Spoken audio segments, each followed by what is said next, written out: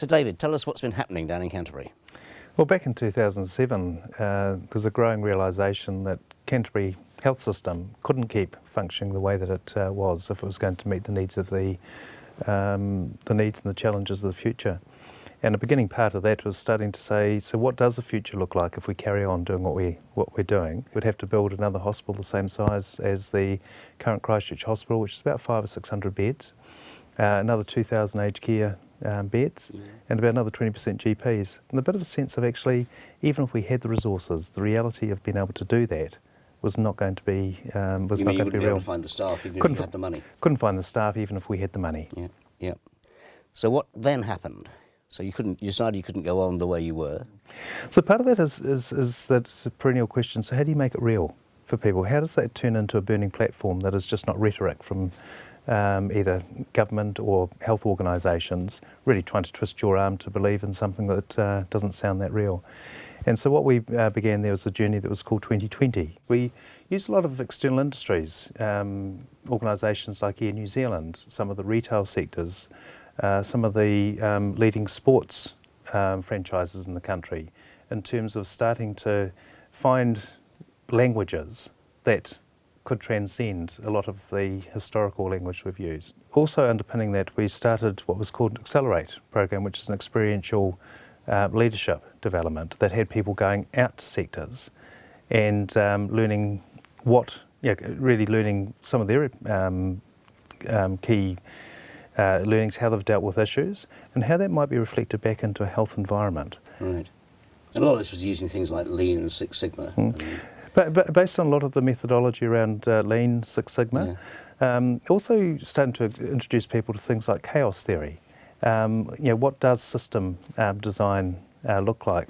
And actually, what does systems thinking look and feel like? So that to get a sense of a whole, and that's where the benefit of lean thinking then comes underneath that in terms of it's got a place. Right, right. Normally, if you say to doctors, we're going to do something like lean, and they use this in industry and elsewhere, they'll say, well, patients aren't cars or baked beans, and how does this apply to patients?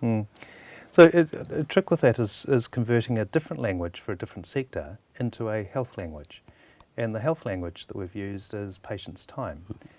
How do we value the patient's time? And within that, actually, the biggest wastage we've got in health is patient's time, because we cunningly experts at designing waiting into every part of a system we've got. And we have people bouncing from one part of a health system to another. And being able to get that language of wastage and patient's time, that, I guess, became one of the the enablers of being able to say, well, actually, no, we've got and we can learn from others. So is it almost a sort of backwards round discovery? If you stop wasting the patient's time, you stop wasting the staff's time as well. Yep. The thing gets more efficient. And actually, there's a funny thing is we find we've got enough resource to do just about everything we need to do. What we've invested in long term is sustained leadership development and a range of events that continue to make this real for people. So we employ directly about 9,000 people. So just through Accelerate, if you take 18,000 people that work in the Canterbury health system in primary care, aged care, and also the hospital sector, we've had about 1,000 out of the 18,000 in total that have been there. But we've also used other vehicles like the Showcase, and back in 2009, an interactive experience set up in a warehouse that was really about where we are now and what the future might look like. And we had about 2,000 people through that. And we've just recently completed a new version of the Showcase. We've had about 3,500 people through in the last 6 to 7 weeks. Right. So this is almost creating a sort of social movement to change the way the thing works. Unless you kind of believe that you can make a difference, why would you?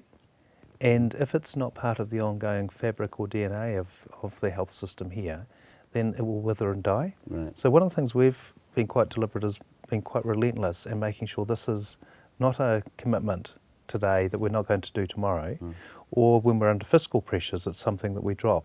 This is probably the last thing we will drop with anything we do. At the same time, one of the things that's impressed me down here is you've got this slogan, so to speak, one system, one budget, when the reality is there is not one system, one budget. I mean, you do have the advantage of funding both health and social care. You've got general practice out there separately. You contract for an awful lot of your community nursing and other sorts of things. You have to contract with your labs and your radiology. And there's at least 2 public funders, and there's a lot of co-payment. So in a sense, it's not one system. In reality, it's not. But until people feel as though they are part of one system, Yep. why would I change what I'm doing? Yep. How do I interact? Or why would I interact? And so by creating a sense of belonging under that you're part of one system, the reality is we've still only got $1 that we can spend anywhere in the system.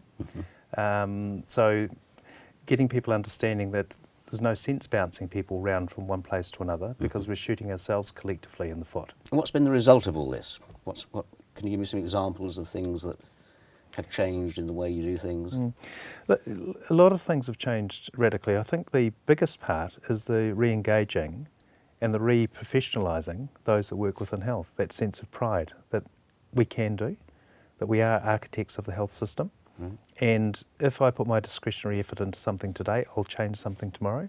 And that's probably been one of the most powerful things that we have been able to bring to life. That's also then enabled a real sense of the single system and one budget. So what we've done is we've stopped or removed a lot of the barriers between whether you're primary care, secondary care. The debates and arguments are not now about funding or contracts. They're about how do we make this better for the patient and how do we reduce time. So that's the fundamental part of anything we do, is now underpinning that. For an outsider coming in to look at this, there have been an enormous number of initiatives. I mean, and more acronyms than I can cope with. But I mean, you've got a lot of acute demand. You've got something you call CREST, which is pulling people out the back. You've got new health pathways. You've changed the way radiology works. And an outsider might say it feels a bit like initiativitis. There's an enormous number of things have been changing at once. How do you know which is actually having the biggest impact on what you're doing? We can't, but one of the things of actually changing a system, if we just focus on one thing, we disengage the rest of the health system.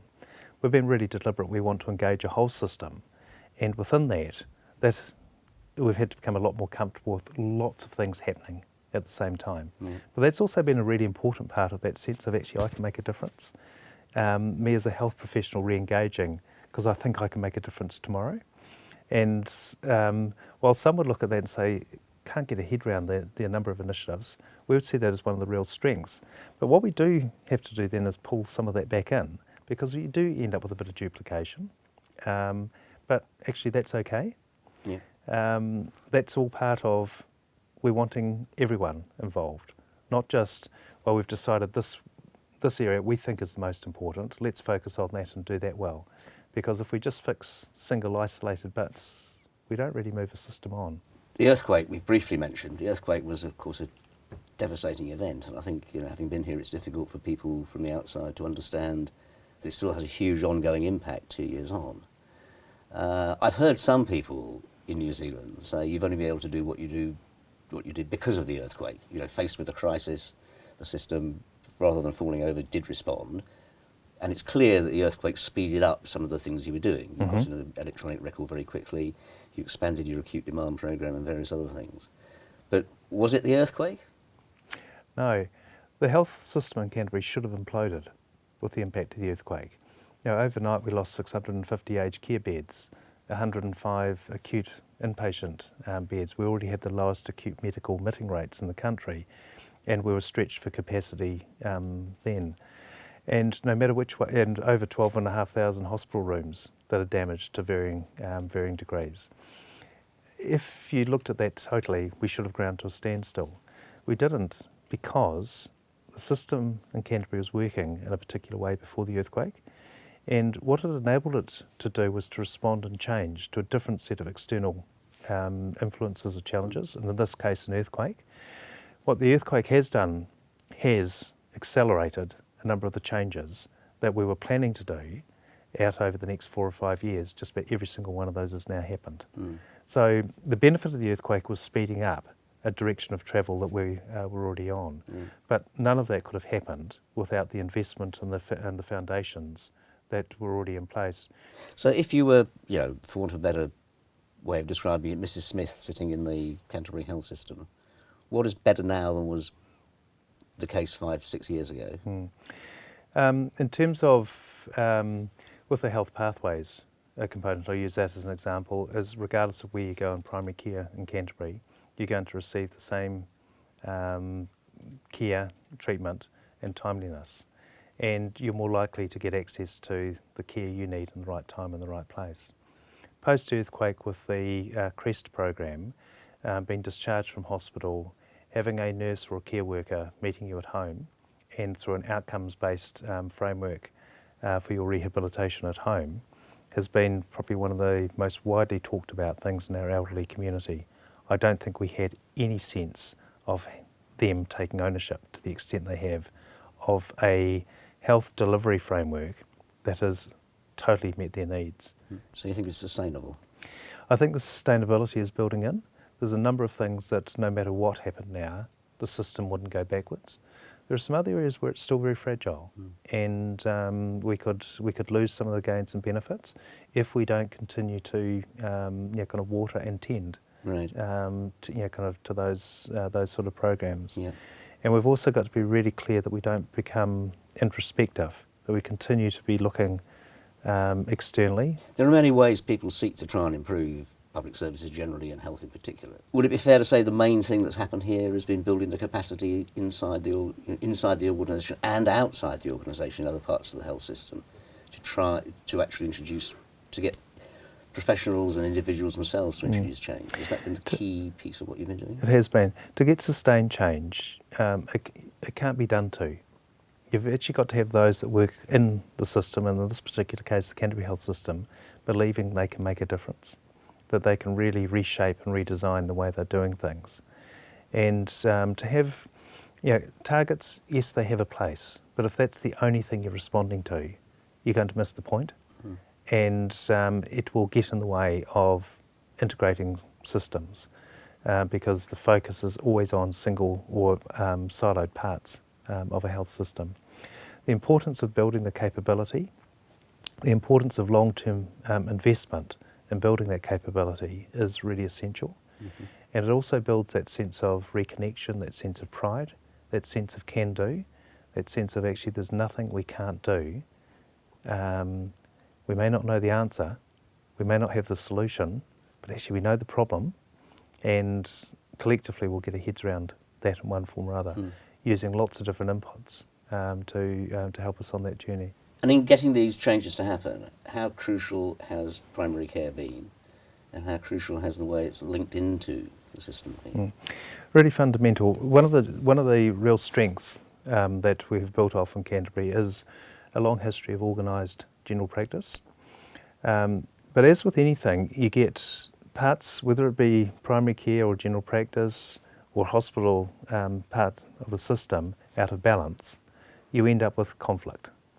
In terms of getting that sense of equal parties, equal partners, that's where you turn the real power of organised primary care into a major, major part and stakeholder in the way that hospitals are operating.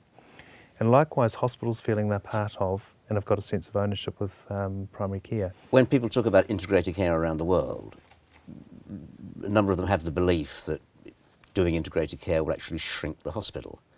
Now, that's not happened in Christchurch hospitals. I mean, you did lose some beds from the earthquake, and it's important to acknowledge that, but it hasn't shrunk the hospital. You're going to build a new one, which will indeed be a bit bigger than the one you've got. Does that mean this isn't working? I think there are probably two ways to look at that. One in terms of, I think it's a fatal flaw of people continuing to think you shrink the size of hospitals. You can change the demand curve. We should not be building bigger and bigger hospitals, and really passionate and clear about that. You can change the demand curve. In fact, you don't need bigger hospitals.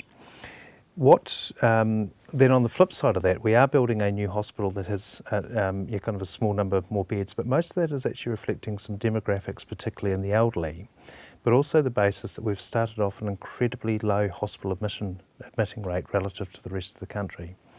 Now within that, we're going to be building about 200 less beds than what we would have done if we continued to do what we were doing back in 2007 and 2008. Coming from the UK, one apparent advantage you have is that you fund both health and social care through the board.